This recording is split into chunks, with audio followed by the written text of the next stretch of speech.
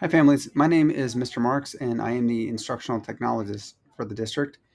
And this video is just going to be a quick glimpse into iReady so that you can better understand what it is that your child is doing in this tool. And so for all K-5 students, when they sign into iReady, they are going to first be able to choose a subject, reading or math. Right now, those at Columbia are just going to be choosing reading.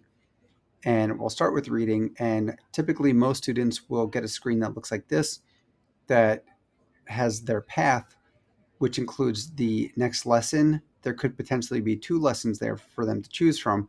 But unless they have tested out of all of the iReady assignments through 8th grade, then there's always going to be something for the student to do.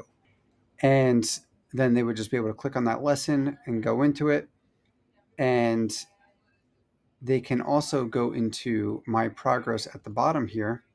And this will show how much time the student has spent on task this week in iReady, the lessons passed for the entire school year, and then it gives them a, a streak of how many lessons they passed in a row.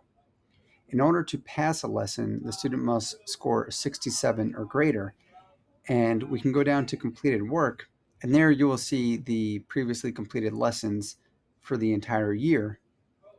And if a student takes a lesson and gets less than a 67%, then it's going to give them that lesson again.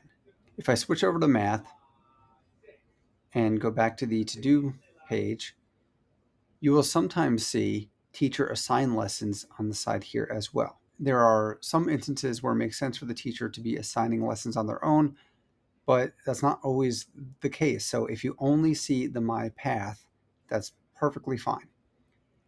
But there, the student would complete the teacher assigned ones as well. If there are any that have a due date to them and the student has not completed it yet, they'll have a past due button up there in which they can go back to previously assigned lessons that they haven't completed yet.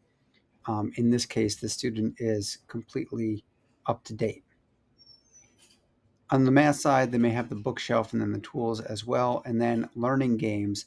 These learning games that the students can take are not going to be calculated in the total time on task.